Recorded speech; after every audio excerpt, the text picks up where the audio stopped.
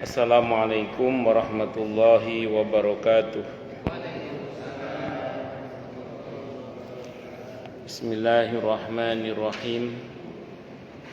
Alhamdulillahi rabbil alamin. Wa bihi nasta'inu ala umurid dunya waddin. Wassalatu wassalamu ala ashrafil anbiya'i wal mursalin. Sayyidina wa habibina wa syafi'ina wa qurrati a'yunina wa maulana Muhammadin wa ala alihi wa ashabihi wa dzurriyyatihi ajma'in, amma ba'du.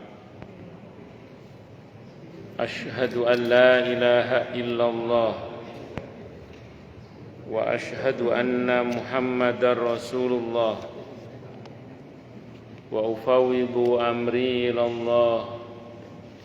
Innallaha basirun bil ibad. Hasbiyallahu la ilaha illa huwa alaihi tawakkaltu wa huwa rabbul arsyil azim.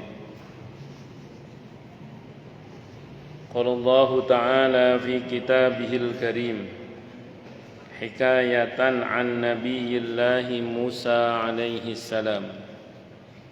Rabbi syrah li sadri wa yassir li amri wahlul 'uqdatam min lisani yafqahu qawli. Para alim, para asatid, para asatidah, para bapak dan ibu sekalian, hafizani wa hafizakumullah, bil khusus segenap pengurus Masjid Al-Furqan Jatiunggul yang semoga pengurusnya dan jamaahnya semoga semuanya saja selalu dalam naungan rahmat, barokah, perlindungan serta bimbingan Allah Subhanahu wa ta'ala. Amin, Allahumma amin, insyaallah. Dan tentu kita berdoa kepada Allah Subhanahu wa ta'ala, Allahumma inna nas'aluka ilman nafi'ah wa rizqan thayyiba wa amalan mutaqabbalah wa fatahallahu alaina futuhal arifin. Allahumma inna na'udzubika min ilmin la yanfa' wa amalin la yurfa' wa qalbin la yakhsha' wa du'a'i la yusma'. Allahumma ati anfusana taqwaha wa zakkiha anta khairu man zakkaha anta waliyuha wa maulaha. Allahumma sallimna ila Ramadan wa sallim lana Ramadan wa tasallamhu minna mutaqabbalah. Amin, Allahumma amin, insyaallah. Masih melanjutkan kajian kita kitab Fiqhus Sunnah karya Said Sabiq rahimahullah rahmatan wasi'ah wa rahimallahu ulama al-muslimin. Qala al-musannif rahimahullahu ta'ala wa nafa'ana bihi wa bi'ulumihi fid dharaini amin. Bismillahirrahmanirrahim. Hukum memasang sutroh. Sutroh itu pembatas ya. Halaman 473. Sutroh itu pembatas. Pembatas yang kita pasang di depan kita sholat. Kalau ada sutroh, maka orang yang sholat berhak menghadang orang yang akan lewat di depannya yang melintasi di dalam sutroh, kecuali dia lewat di luar sutroh.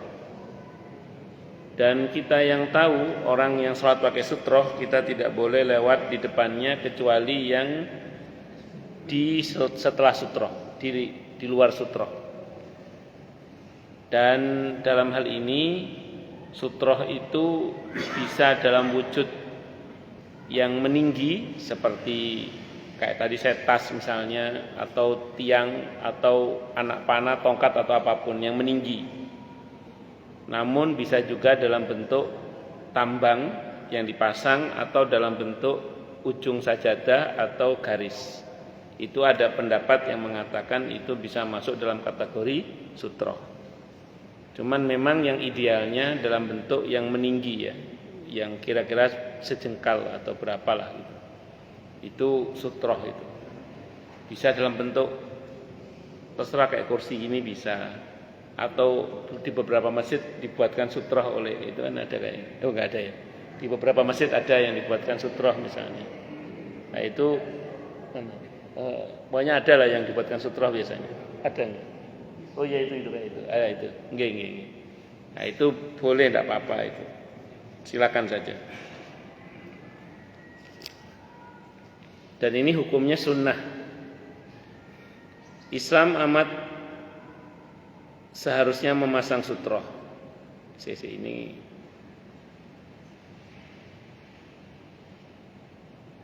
kayak kurang pas terjemahannya ini. Saya baca apa adanya dulu. Islam amat seharusnya memasang sutroh pembatas di depannya saat hendak mengerjakan sholat. Kayaknya amat menekankan kayaknya. Terjemahannya kurang kayaknya. Tujuannya di samping untuk menahan orang yang akan lewat di hadapannya, juga mencegah pandangan dari hal-hal yang dapat membuyarkan kekhusyuan sholat. Berikut penjelasan riwayat-riwayatnya. Yang pertama, Abu Sa'id Al-Khudri radhiyallahu anhu berkata bahwa Rasulullah Muhammad sallallahu alaihi wa alihi wasallam bersabda, "Idza shalla ahadukum falyusalli ila sutratin wal yadnu minha." Jika salah seorang di antara kalian melaksanakan salat, hendaklah dia menghadap sutroh itu dan mendekat kepadanya. Jadi sutrohnya jangan terlalu jauh. Ini hadisnya riwayat Abi Dawud dalam Sunan Abi Dawud. Ibnu Umar radhiyallahu anhu berkata bahwa setiap Rasulullah Muhammad sallallahu alaihi wasallam hendak melaksanakan sholat hari raya, beliau menyuruh salah seorang sahabat untuk membawa tombak. Lalu tombak itu dipancangkan di depan beliau. Lalu beliau sholat menghadap ke arah tombak itu, sedangkan orang-orang berada di belakang beliau. Hal seperti ini juga boleh dilakukan dalam bepergian. Kalau sutrohnya makmum itu sutrohnya imam. Jadi gini ya, kalau ada orang batal terus dia keluar melintasi depan barisan makmum, itu makmum jangan menghadang dia. Kenapa? Karena yang bersangkutan lewat di tengah-tengah makmum, di mana batas sutroh itu adalah sutrohnya imam. Yang nggak boleh itu lewat depannya imam yang di dalam sutroh. Kalau lewat di belakang imam yang di depan makmum itu tidak ada masalah. Cuman memang nanti jadi omongan orang kalau ada orang yang nggak paham. Contoh gini, pernah ada di sebuah musola, ada jamaah kloter kedua ceritanya. Jadi ada kloter pertama sudah selesai jamaah, ada kloter kedua jamaah. Ada seorang ustadz selesai sholat kloter pertama mau keluar musola karena ada orang musolanya kecil, ada jamaah, akhirnya sang ustadz ini nggak lewat belakang makmum, tapi lewat belakang imam, depannya makmum. Setelah kejadian itu beberapa jamaah nanya ke saya, itu gimana ustadz, itu gimana? Kok ada ustadz lewat depan orang sholat? Maka saya jawab, kalau berjamaah sutrohnya imam itu sutrohnya makmum. Jadi yang nggak boleh itu lewat depan imam yang ada sutrohnya. Di dalam sutrohnya itu tidak boleh dilewati. Kalau di luar sutrohnya tidak apa-apa. Kalau lewat depan makmumnya tidak apa-apa. Cuman memang saya ulang, enggak sebagian orang paham ini sehingga terus jadi heboh. Itu satu. Yang kedua, harusnya dalam mempraktekkan ketentuan dalam agama ini, walaupun secara hukum boleh, patut kita merenung secara akhlak boleh enggak. Nah itu patut juga kita tanyakan. Mungkin secara hukum kita lewat depan makmum tadi tidak apa-apa dalam konteks lewat tadi. Tapi kalau sekiranya bisa lewat belakangnya makmum, lewat belakangnya itu lebih baik. Bukan apa-apa, itu namanya menjaga akhlak namanya. Ya, karena dalam praktek keseharian kita ini tidak cukup kita hanya sebatas menjalankan hukum. Tapi yang patut jadi pertimbangan adalah juga unsur akhlak karimah, budi pekerti yang baik. Itu seperti itu. Supaya masyarakat ini ya nggak dibuat heboh tadi itu. Ya kadang perlu juga dibuat begitu supaya orang paham gitu aja. Tapi lebih dari itu sepatutnya juga menggunakan akhlak. Itu seperti itu. Seiring waktu perbuatan ini selanjutnya diikuti oleh para umara, yakni pemimpin-pemimpin daerah, di mana kalau sholat menjadi imam di depannya dikasih sutra. Ini hadisnya Bukhari. Terus kemudian menurut para ulama pengikut madhab Hanafi dan Maliki bahwa disunnahkan untuk memasang sutra jika ia merasa khawatir akan ada seseorang atau sesuatu melintas di depannya saat ia sholat. Akan tetapi jika ia merasa aman maka tidak disunnahkan. Perihal ini merujuk kepada hadis Ibnu Abbas radhiyallahu anhu yang meriwayatkan bahwa pada suatu ketika Nabi kita Muhammad sallallahu alaihi wasallam melaksanakan sholat di sebuah tanah lapang dan di depan beliau tidak terdapat suatu apapun. Jadi Nabi pernah juga sholat tidak menggunakan sutra. Ini hadis riwayat Abi Dawud menunjukkan bahwa menggunakan sutra itu secara prinsip tidak wajib, tapi sunnah yang ditekankan. Ditekankan terutama kalau kita khawatir nanti ada orang seenaknya selonong di depan kita, maka kita pasang sutra sebagai pembatas supaya orang tahu bahwa ini kita sedang sholat dan jangan lewati daerah sutra yang ada. Kita pasang sutra itu supaya kita tidak mengganggu sholat kita. Yang kedua yang dapat digunakan sebagai sutra, apa saja ini? Sutra yang digunakan dapat berupa apa saja, diletakkan tepat di depannya meskipun ia hanya berupa ujung sajadahnya. Jadi ujung sajadah pun bisa dipakai sebagai sutra. Walaupun nanti ada beda pendapat, biasalah itu. Cuman saya termasuk yang berpendapat bisa. Jadi sajadah termasuk yang bisa dipakai sebagai sutra. Ujung sajadah itu bagian dari sutra. Nah kalau ada orang sholat pakai sajadah, jangan nerjang di sajadahnya, lewat yang di depan sajadahnya. Itu seperti itu. Berikut diantara beberapa hadis yang menjelaskan hal tersebut. Yang pertama, Sabrah ibn Ma'bad radhiyallahu anhu berkata bahwa Rasulullah Muhammad sallallahu alaihi wasallam bersabda, "Idza shalla ahadukum falyastatir li sholatihi walau bisahmin." Jika salah seorang di antara kalian melaksanakan sholat, hendaklah ia membuat tabir atau sutra untuk sholatnya itu walaupun hanya dengan menggunakan anak panah. Ini hadisnya riwayat Ahmad dalam Musnad Ahmad bin Hanbal. Berikutnya Abu Hurairah radhiyallahu anhu berkata bahwa Nabi kita Muhammad sallallahu alaihi wasallam bersabda, "Idza shalla ahadukum," apabila salat seseorang di antara kalian, "falyaj'al tilqa'a wajhi syai'an," maka hendaklah ia meletakkan sesuatu sebagai sutra di depannya. Fa illam yajid syai'an falyansib falyansab asan fa illam yakun ma'hu asan yakhutta khattan wala yadurruhu ma marra baina yadayhi. Jadi jika ia tidak mendapatkan sesuatu, maka hendaklah ia menancapkan sebuah tongkat. Jika tidak ada tongkat, hendaklah ia membuat garis, sehingga jika hal itu dilakukan, tidak akan bermasalah baginya sekiranya ada yang lewat di depannya ketika dia sedang sholat. Ya, termasuk garis ini kan juga ada garisnya. Garis ini juga bagian dari sutra, bisa dipakai sebagai sutra. Diriwayatkan juga bahwa Nabi kita Muhammad sallallahu alaihi wasallam pernah salat menghadap tiang dalam masjid, menghadap sebatang pohon, menghadap tempat tidur, sedangkan Aisyah radhiyallahu anha berbaring di atasnya, menghadap kendaraan, bahkan beliau pernah menghadap palang kendaraan ketika salat. Jadi yang penting ada benda apapun yang bisa dipakai untuk sebagai sutra.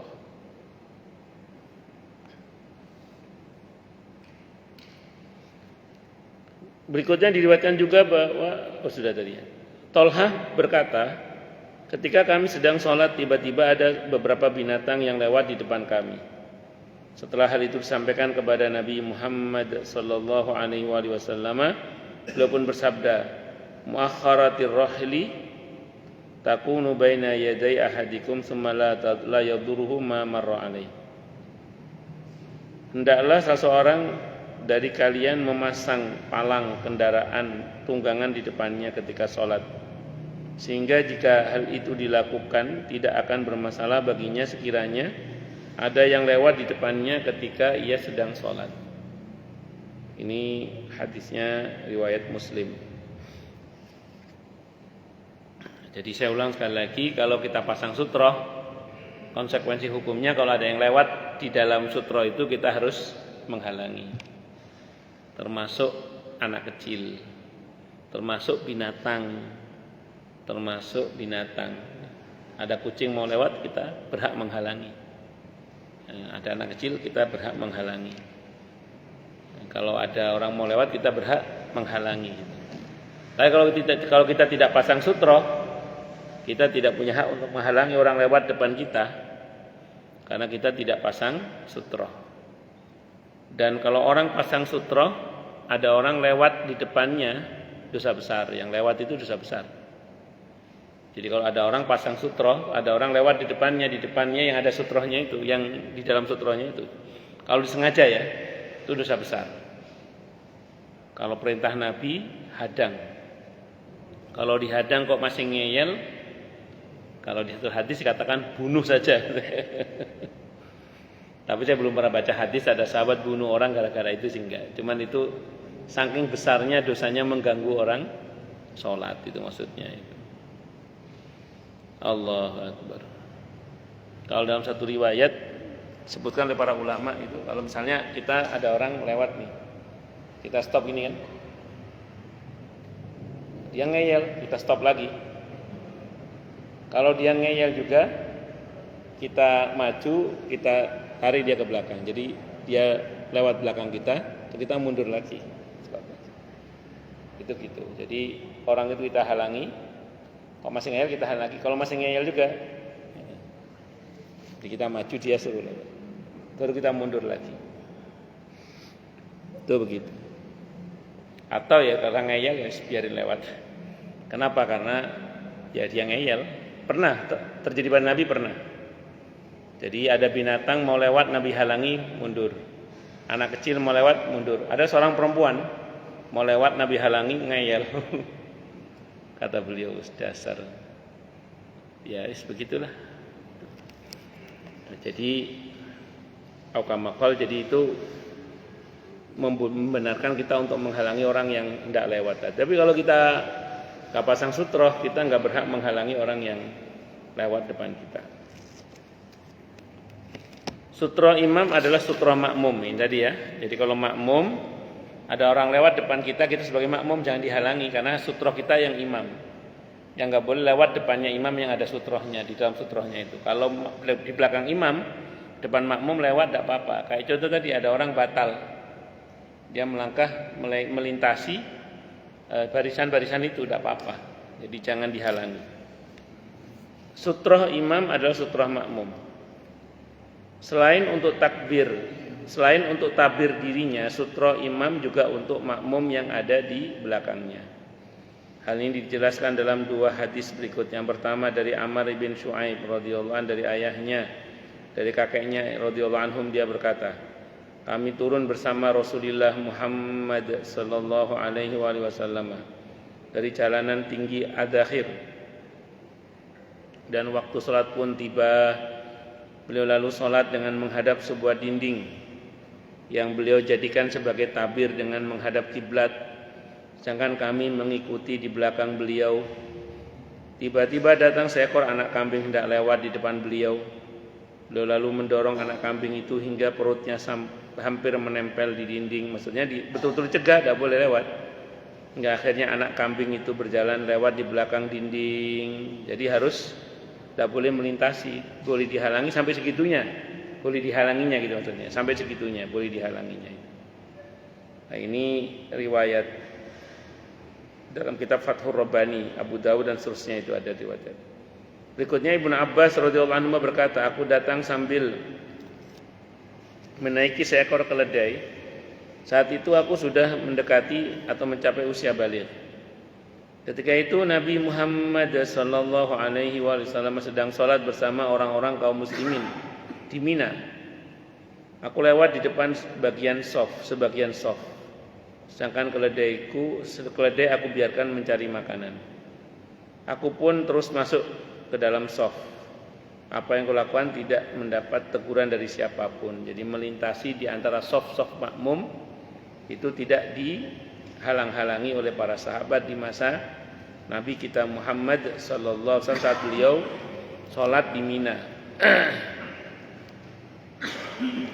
Sholat di Mina itu pertama kalau mengambil tarwiyah. Jadi tanggal 8 Dzulhijjah itu masuk ke Mina itu zuhur biasanya. Jadi ngambil dari hotel transit itu ngambil mikot haji, terus berihram dengan mengucap labbaik Allahumma hajjan, niat haji, terus berangkat ke Mina untuk melakukan tarwiyah. Sholatnya dikerjakan sesuai dengan waktunya dengan cara dikosor untuk yang 4 rakaat, tidak dijamak ya, kecuali yang maghrib. Kalau idealnya sampai subuh, tapi ada beberapa sebelum subuh udah pergi ke Arafah karena satu dan lain hal. Itu soal teknis di lapangan biasanya. Nanti setelah sholat subuh bergerak jamaah haji menuju ke Arafah. Wukuf di Arafah sampai maghrib. Wukuf zuhur, startnya dari zuhur ya, sampai maghrib. Nah maghrib bergerak menuju, habis sholat maghrib dijamak antara maghrib dan isya biasanya, dijamak qashar untuk isyanya, terus bergerak menuju ke Muzdalifah untuk mabit di Muzdalifah. Setelah dari Muzdalifah ini tergantung travelnya biasanya. Ada yang langsung ke Masjidil Haram untuk tawaf ifadah dan sa'i haji. Setelah itu tahallul awal. Ada yang bergerak ke Mina untuk melontar jumrah Aqabah. Setelah itu tahallul awal. Nah, singkat kata singkat cerita, setelah kegiatan Muzdalifah itu memang ada wajib haji namanya mabit di Mina itu. Selama berapa hari? Kalau nafar awal 3 hari. Kalau nafar sani 4 hari. Jadi kalau nafar awal itu sehari jumrah Aqabah, besoknya lagi berarti berapa? 3 hari ya. Tapi yang ketiga itu keluar sudah. Kalau yang nafar sani itu jumrah Aqabah, besoknya lagi baru keluar. Jadi fadhkurullaha fi ayyamin ma'dudat faman ta'ajjala fi yaumain fala isma'ali. Jadi nginepnya cuma 2 hari kalau nafar awal. Kalau nafar sani nginepnya 3 hari. Ya. Betul nggih? Ya, 2 hari kalau nafar awal, kalau nafar sani 3 hari nginepnya. Mabit wajib haji mabit di Mina itu. Nah, selama di Mina itu sholatnya enggak dijamak, enggak dijamak, tapi dikosor untuk yang zuhur sama asar sama isya sesuai dengan waktunya. Ya, tidak dijamak tapi dikosor sesuai dengan waktunya untuk yang 4 rakaat. Kalau yang 3 rakaat kan enggak bisa dikosor, tetap seperti biasa jumlahnya. Itu sampai nanti keluar dari Mina. Kalau nafar awal sebelum maghrib sudah harus keluar dari Mina. Kalau sampai maghrib masih tertahan di Mina, harus nambah 1 hari lagi. Harus nambah 1 hari lagi. Itu seperti itu. Allahu Akbar.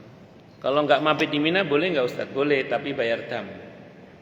Motong kambing. Biasanya orang sepuh atau orang sakit atau apa, boleh tidak apa-apa.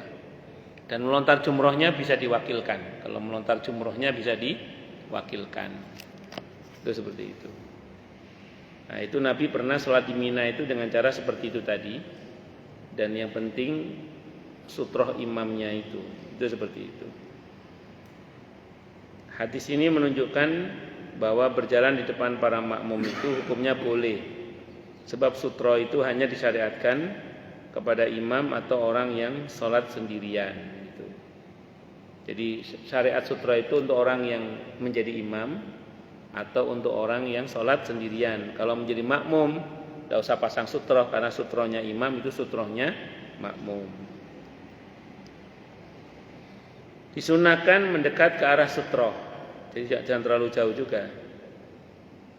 Al-Baghawi rahimahullah berkata, para ulama berpendapat bahwa seseorang yang sholat disunahkan untuk mendekat ke sutroh tabir hingga jarak antara posisinya dan tabir itu seluas tempat untuk bersujud.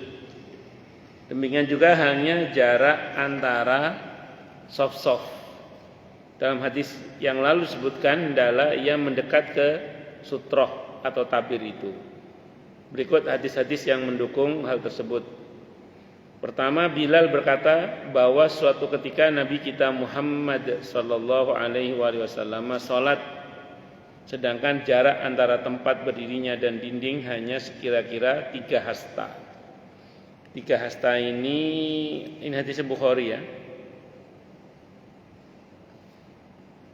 1,5 meter lah. Hasta itu kira-kira 1,5 meter. 3 hasta itu berarti 1,5 meter kurang lebih. 1 hasta itu kira-kira 0,5 meter. Jadi 1,5. Jadi kalau 3 hasta 1,5 meter. Tapi ini orang Arab ya. Orang Arab yang notabene tinggi dan memang sujudnya memang panjang gitu. Kalau kita mungkin ya 1 meteran itulah. Kalau kita kayak ini kan berapa? 1 meteran ya kira-kira. Ini antara kaki 1 meter? Kenapa? Ya sekitar itu. Kalau 3 hasta itu ya kira-kira 1,5 meter itu. Itu untuk ukuran orang Arab. Tapi kalau untuk ukuran orang kita 1 meteran. Bisa lebih jauh dikit tidak apa-apa kalau orangnya tinggi, sesuai dengan kebutuhan aja sih sebenarnya. Kemudian berikutnya bahwa Nabi kita Muhammad sallallahu alaihi wasallam bersabda, jarak antara tempat Nabi sholat dan sutroh tabir itu jaraknya kira-kira selebar tempat jalan kambing. Nah ini saya nggak tahu berapa tempat jalan kambing ini. Hadisnya Bukhari juga ini.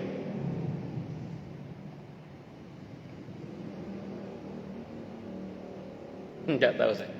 Jalan kambing seberapa jalan kambing? Panjangnya kambingnya ya.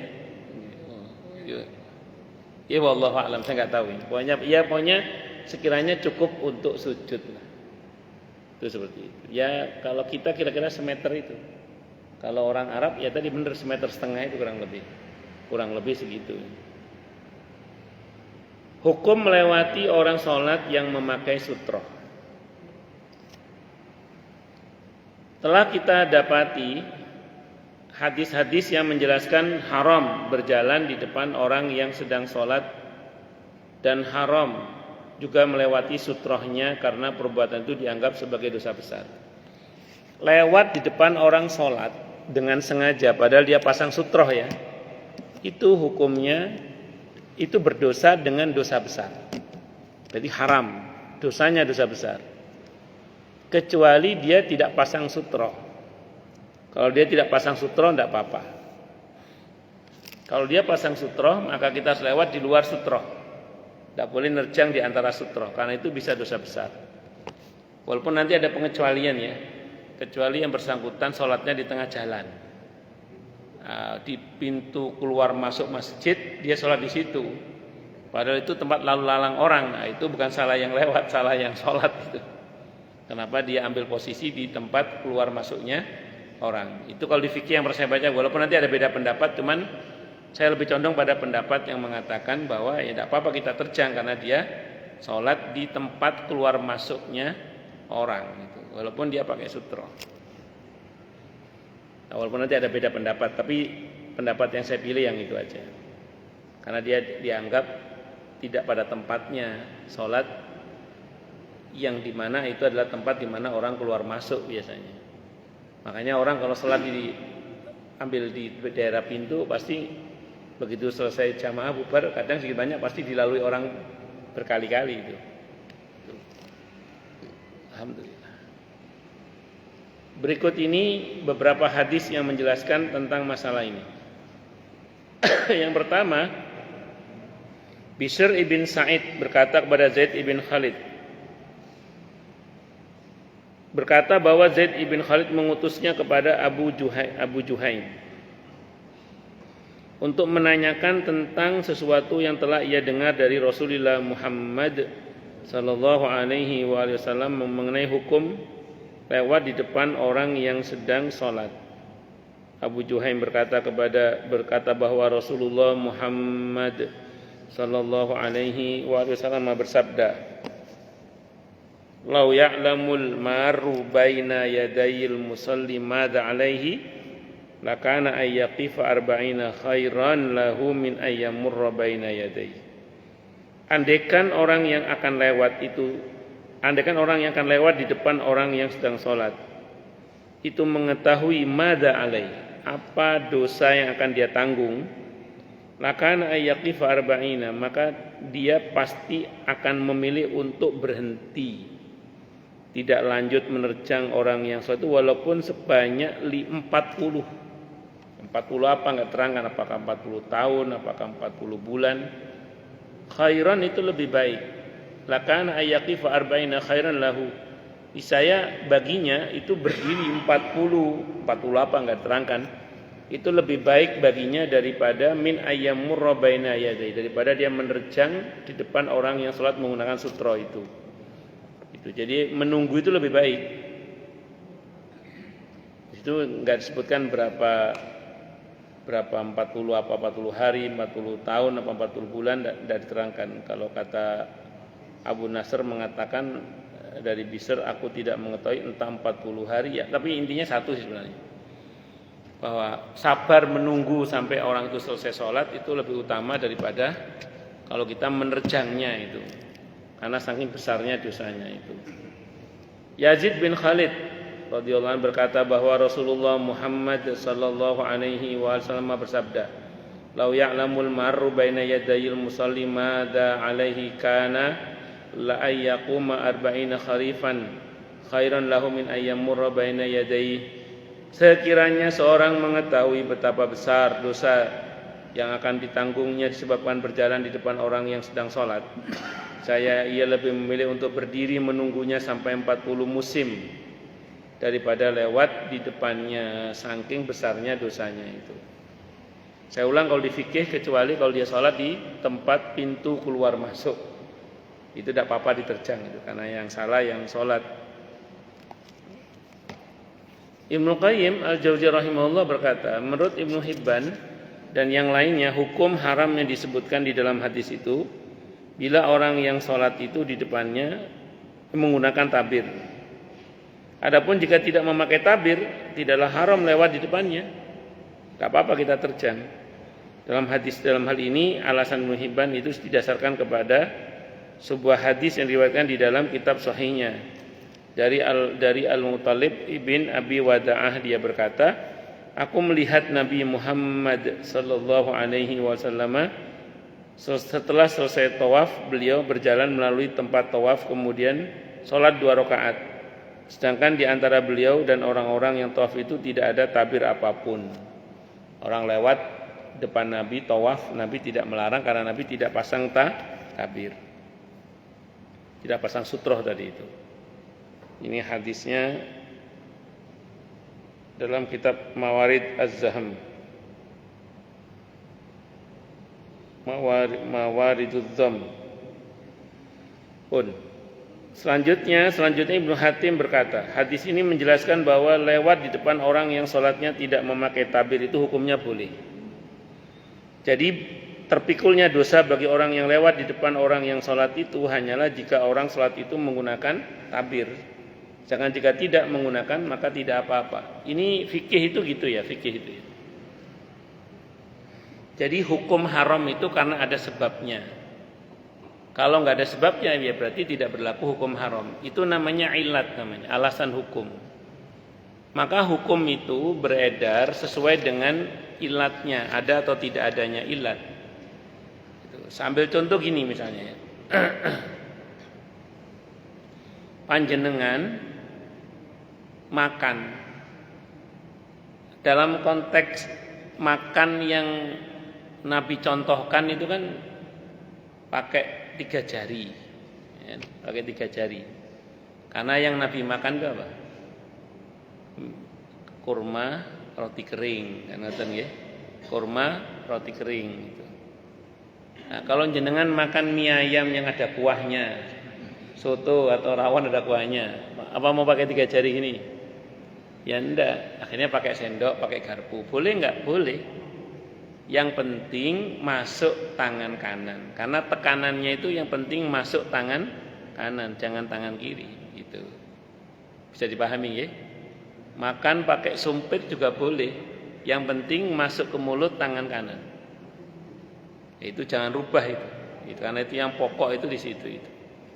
Nah, itu contoh aja itu. Walaupun memang makan menggunakan tangan itu lebih utama, tapi ada kondisi makanan tertentu di antara kita itu yang nggak bisa itu. Itu satu. Yang kedua, contoh gini lagi. Pernah Sayyidina Umar itu radhiyallahu an bersahur bersama dengan Nabi kita Muhammad SAW. Di tengah-tengah mau minum, udah kepegang di tangan gini mau minum gitu. Terus tiba-tiba terdengar adzan. Kata Sayyidina Umar, ya Rasulullah boleh enggak saya minum?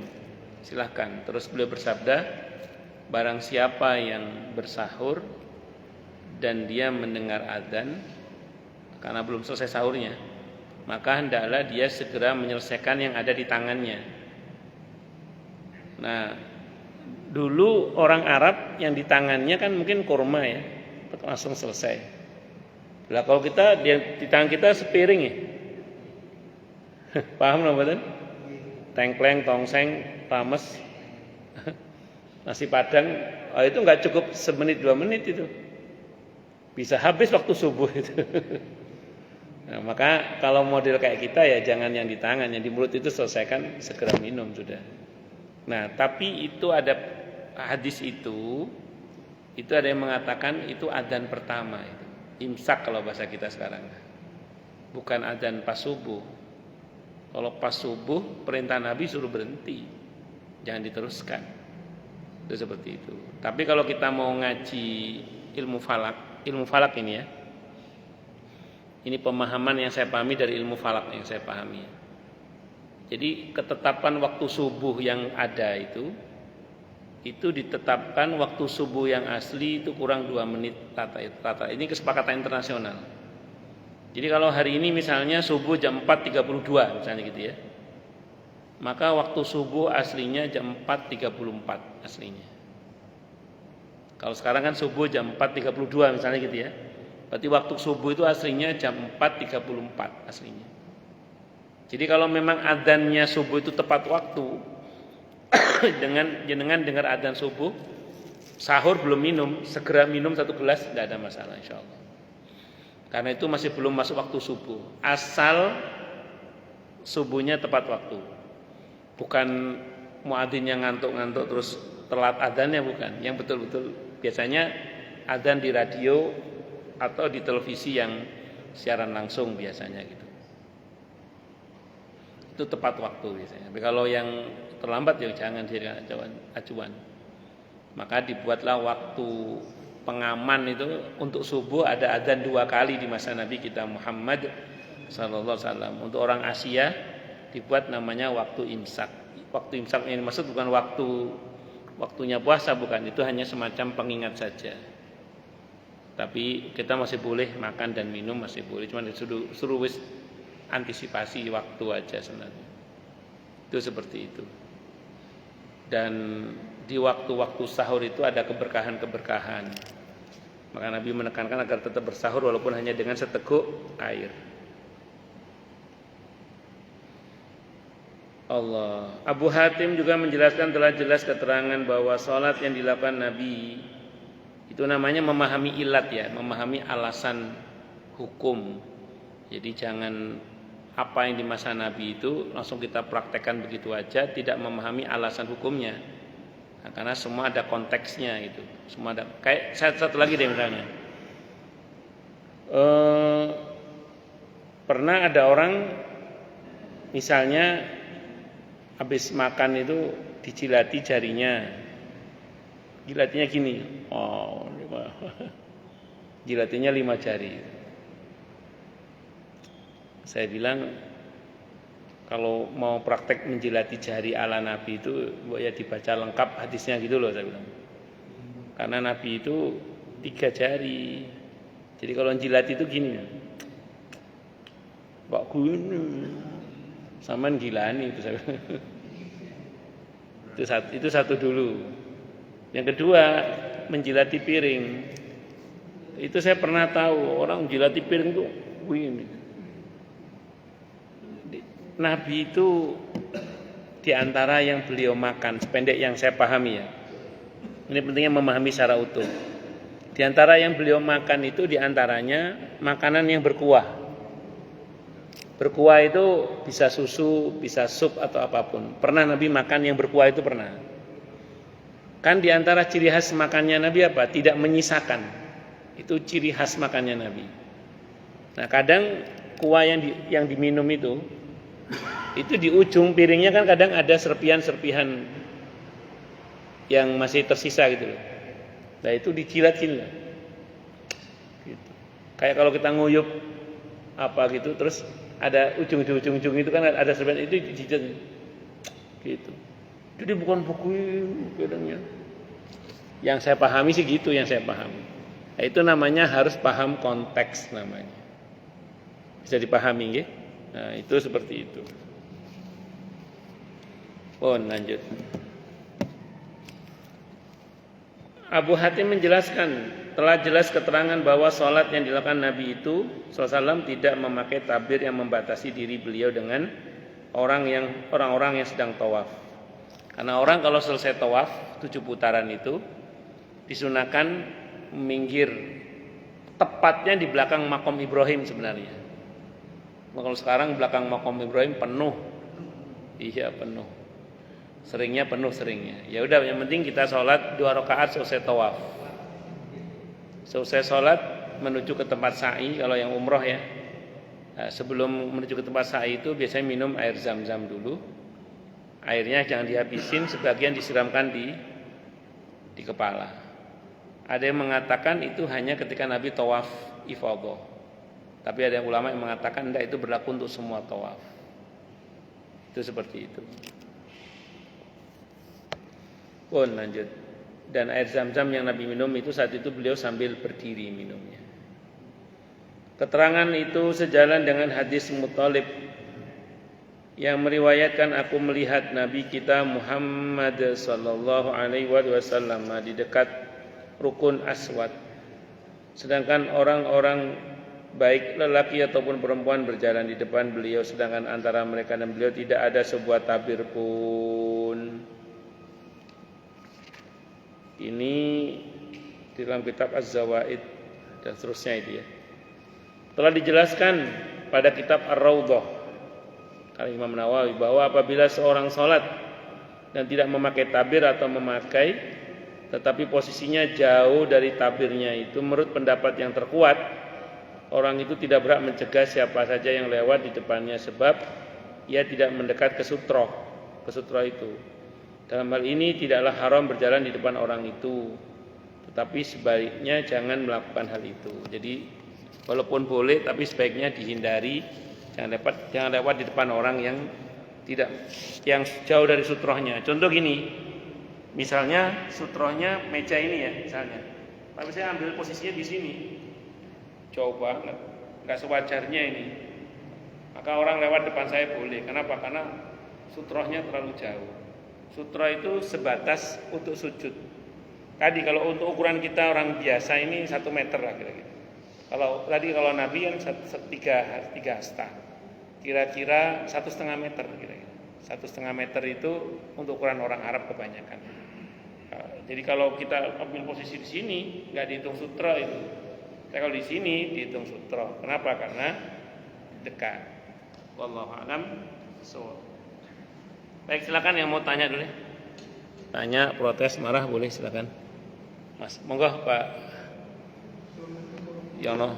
Waalaikumsalam warahmatullahi wabarakatuh. Haji Yono.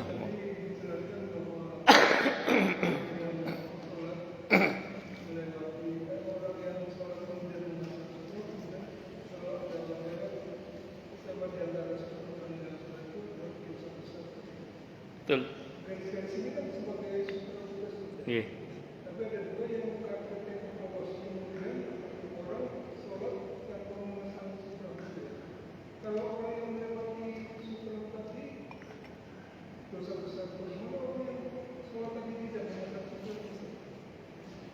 Kalau yang lewat menerjang di tengah-tengah sutroh itu dosa besar. Pertanyaannya apa tadi? Lalu bagaimana? Ya terus. Betul. Tidak apa-apa. Nabi pernah melakukan hal itu. Tidak dosa. Nabi pernah sholat tidak pakai sutroh.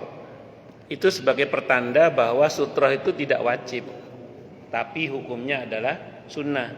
Namun konsekuensi hukum bagi orang yang memasang sutroh, bagi orang yang akan lewat di depannya, tidak boleh menerjang antara dia dan sutroh itu, karena itu dosa besar. Itu yang haram. Nah, sementara bagi orang yang tidak pakai sutroh boleh diterjang, dan yang sholat juga tidak berdosa. Kenapa? Karena hukumnya hanya sunnah dan tidak wajib hukumnya. Itu yang saya pahami, Pak. Ngoten nggih? Wallahu a'lam bishawab. Monggo yang lain silakan. Masalah itu masalah yang lain boleh silakan kalau ada. Assalamualaikum warahmatullahi wabarakatuh. Nggih. Kalau sholat awal itu hukumnya lemah atau kuat? Baik. Sholat awabin itu sependek yang saya pahami artinya sholatnya orang-orang yang bertaubat. Sholat duha di awal waktu itu diantaranya dinamai dengan sholat awabin. Antara maghrib dan isya 6 rakaat itu ada yang mengatakan juga sholat awabin. Sependek yang pernah saya baca, khusus untuk yang antara maghrib dan isya itu ulama berselisih tentang kesohihannya. Hanya saya secara pribadi lebih condong pada pendapat yang mensohihkan, sehingga sholat awabin antara maghrib dan isya yang 6 rakaat itu dasarnya sependek yang saya pahami sahih. Walaupun saya tidak menutup mata ada yang mendhaifkan memang. Wallahu a'lam bishawab. Di sholat awabin itu ada yang versi antara maghrib dan isya 6 rakaat, ada yang versi antara di waktu duha awal. Jadi orang yang mengerjakan duha di awal waktu itu disebut dengan sholatul awabin, sholatnya orang-orang yang bertobat. Itu sependek yang saya baca nih. Wallahu a'lam bishawab. Ngoten.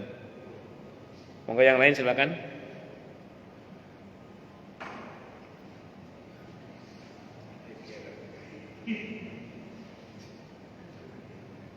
Jelas semua. Oke, monggo Pak Sur. Haji Sur. Waalaikumsalam warahmatullahi wabarakatuh. Oke. Oke.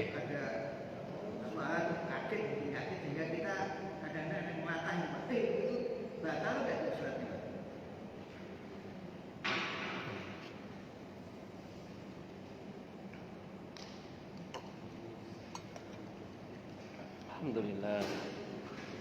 Di dalam bab tentang pembatal sholat itu adalah berucap dengan ucapan di luar ketentuan sholat yang bisa dipahami, maka itu masuk dalam kategori batal. Contoh dulu ini, ada orang angop itu apa? Menguap. Kalau dia tanpa suara sah sholatnya. Kalau gini, nah, mungkin H itu versi Jawa, versi Sunda, versi Padang nggak ada artinya H itu. Tapi dalam bahasa Arab ternyata H itu ada artinya. Maka dalam fikih orang yang menguap dengan suara H itu batal. Nah, orang gregeken. Kalau sesuai dengan standarnya, memang asli begitu, bukan sengaja dibuat, bukan gitu. Tapi memang standarnya dia itu nggak batal. Tapi kalau disengaja, misalnya gitu sengaja, maka bisa batal. Orang bersin sebatas pada suara yang wajar sah, tidak ada masalah. Tapi kalau kemudian dia dengan sengaja Hashim, misalnya sengaja gitu, sengaja dia teriak begitu, sengaja, itu bisa batal. Nah, pertanyaan menarik tadi, ada orang latah kaget, terus terucap kata yang ya gitu atau apa gitu, dan tidak terlalu banyak kata-katanya, ya, tidak terlalu banyak, kecuali coba, nah, itu bisa batal. Paling enggak, cuma gitu ya. Insya Allah kategori yang tidak sengaja ini tidak batal insya Allah. Kenapa? Karena masuk dalam ayat Rabbana la tu'akhidna in nasina au akhtana. Asal jangan terlalu banyak. Sama dengan gini, di dalam pembatal sholat itu diantara adalah makan dan minum dalam jumlah yang banyak. Loh, berarti dalam jumlah dikit boleh. Begini, untuk kategori sedikit itu misalnya gini, kadang kita sholat ada selilit. Itu kadang susah kita itu, mau dibuang bingung, nggak dibuang bingung, akhirnya ketelen. Nah itu tetap sah sholatnya, nggak ada masalah. Yang nggak boleh sengaja selitnya diambil, sengaja ditelan gitu, itu yang nggak boleh. Tapi kalau nggak sengaja ketelen atau memang susah dikeluarkan sehingga ketelen, itu tidak ada masalah, karena jumlahnya kecil. Atau kadang terlanjur takbir, kok kadang masih ada rasa manis-manis bekas minum kopi tadi misalnya, tidak apa-apa teruskan sholat karena itu tidak banyak, itu tidak ada masalah. Wallahu alam bishawab. Ngoten nggih, Pak Sur. Ada yang lagi? Monggo, silakan. Oh, jelas semua? Atau tidak jelas semua?